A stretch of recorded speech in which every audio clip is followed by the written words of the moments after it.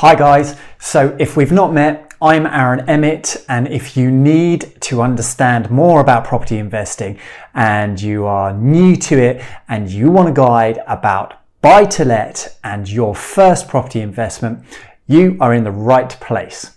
And I've been in property for 20 years now. I've built over 300 homes in my career, and property investing and property development is pretty much all I know.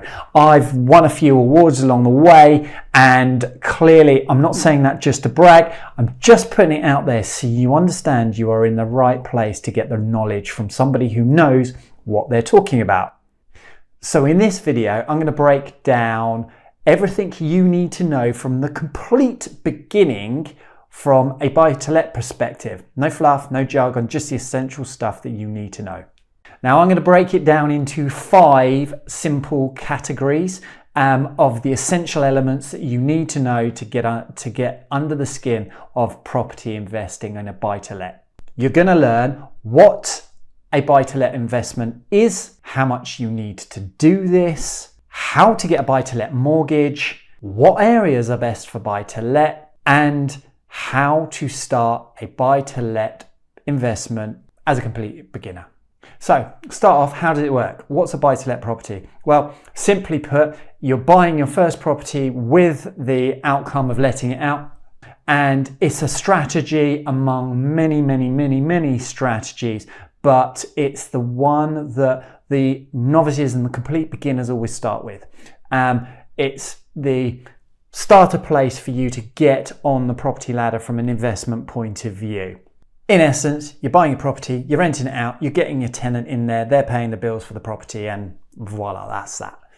Now, the reason investors like a buy-to-let property as the starting point is because it's the simplest entry. There are 2 reasons. Number 1, it can create a steady cash flow for you. It's not going to be setting the world on alight with the income that you're going to get from your buy-to-let, but it's going to give you a steady, low-risk entry into the property market. That's number 1. Number 2 is you're going to get capital appreciation off that property over time. Again, it's not going to be groundbreaking. You're going to invest in the property and the capital appreciation is going to go up over the course of time. It's a long-term strategy. It's not happening overnight, but most properties in the UK will increase in value over time. Typically, they double every 10 years in the UK. It's a safe lock and hold kind of strategy for the novice. Now, let me give you an example. Let's say you've got £25,000 to spend and you're looking at a 100 grand property. Why are we doing that? It's 25% deposits, usually what you need to get a mortgage, and I'm going to go into that in a little more detail later. But what does that do? Well, that £100,000 property, and that might rent for £400 a month. It's not going to set the world on fire, as I say, but it's going to pay the mortgage. Now, let's say that property that's worth 100,000 today doubles in value over the next 10 years, goes up, and it's now worth £200,000. So if it's worth £200,000 in 10 years time, you haven't doubled your money. But what you have done is because you owe the bank £75,000, and let's just say that's on an interest only mortgage, so that hasn't depleted. But what you've done in the last 10 years, when that's gone up in value, you've got capital appreciation there. So that is a great return if you think that it's cost you £25,000 to get into that property, and that property is now worth £200,000. So therefore, you've effectively made 400% on your 25 grand. That's where the math starts to come in and it starts to get interesting, right? You've made money on your money. Now, that's a great investment, but it can be a lot better if you're more experienced and you want to invest in other strategies. But I'm giving you the breakdown on the beginner's version of this in order to make sure that you're confident in what you understand. And it's the basic math of this, right? So that's a great first investment because that means that you are making your £25,000 work, and you're actually creating an income for yourself. It might be a minute income, it might just wash its face after the mortgage is paid and a few other things that go on with the property. But it's a good place to start, right?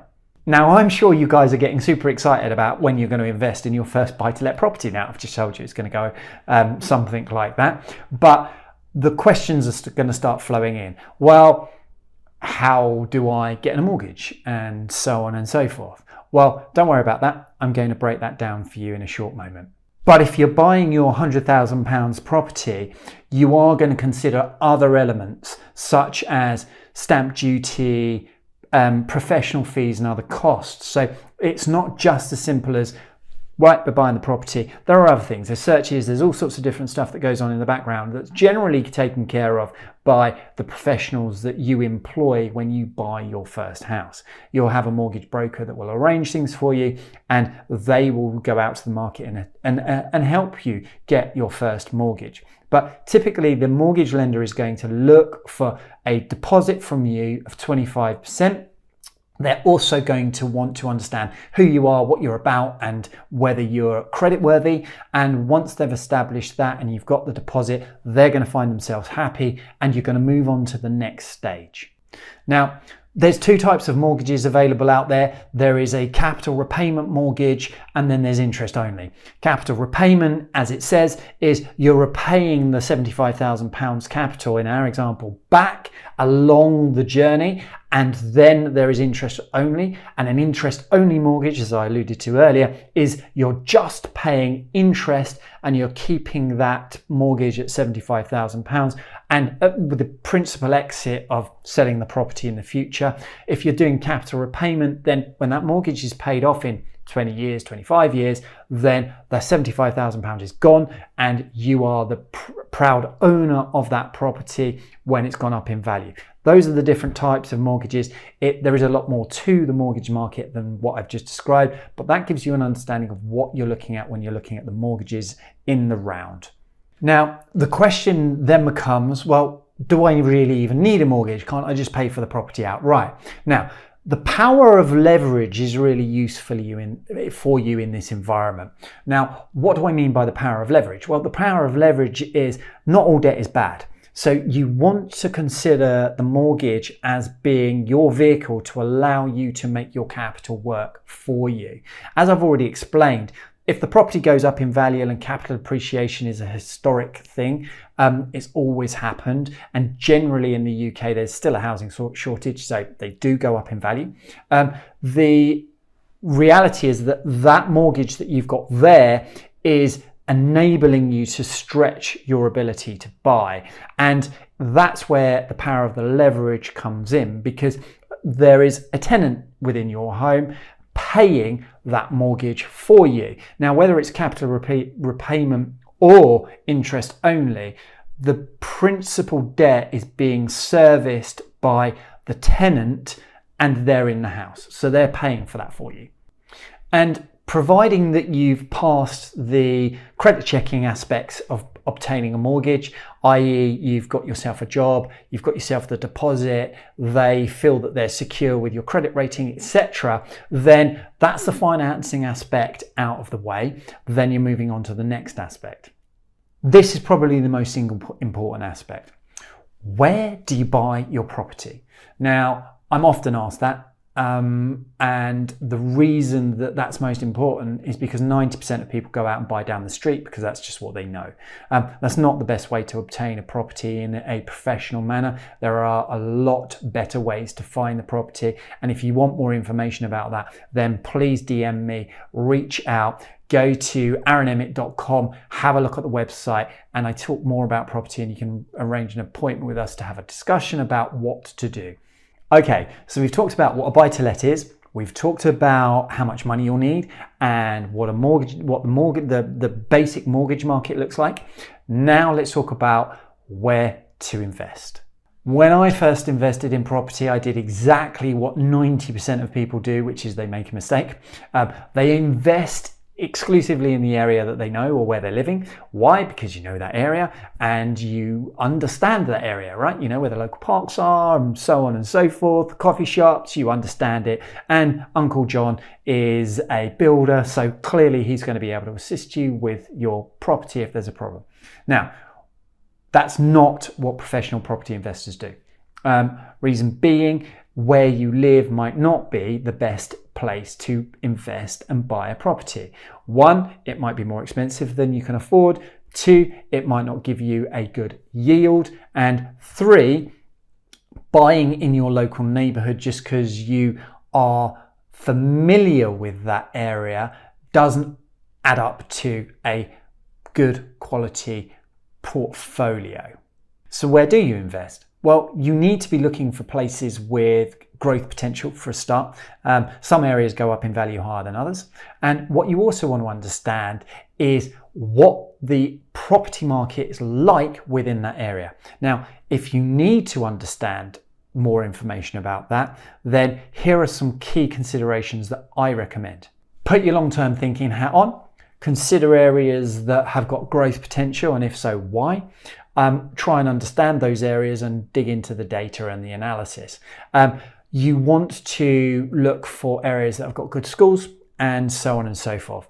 There are a myriad of different rationales that really chime into what gives you a good property investment and what doesn't. But area is probably the single most important thing. And as I've said, don't just pick your local area. If you're looking professionally, what you're going to need to learn and understand is what areas have got good rental returns and where those rental returns are in consideration to the purchase price of the property, right? Sounds like it's pretty simple stuff, but understanding that and finding those hot spots is a real art.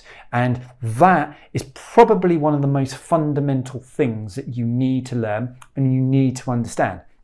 So if you want to learn more about that, and if you want to understand more about your first introduction into property investing, then have a look at aaronemmett.com. There's a link below, and what you'll find is an introduction to a masterclass which goes into more detail about this very subject. And if you're thinking it's a little bit overwhelming, you're not alone. I speak to people on a regular basis that just don't quite know where to start. They want a done-for-you approach where they want to understand more, they want to know, they want the shortcuts. And as I've said, at aaronemmett.com, you will understand what that's. And it's important to educate yourself.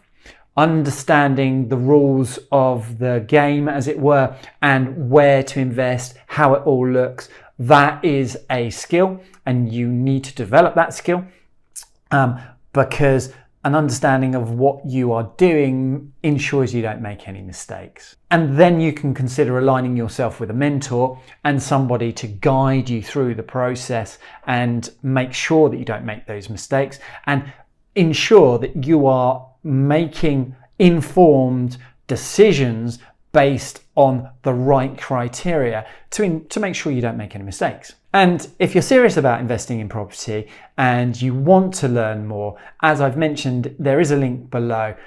Do reach out, speak to one of the team, book yourself an appointment and have a discussion about how you can do things properly. See you on the next video. Subscribe if you want to know more about the property world so you can see all the videos that get posted when they go live, and I'll see you in the next one.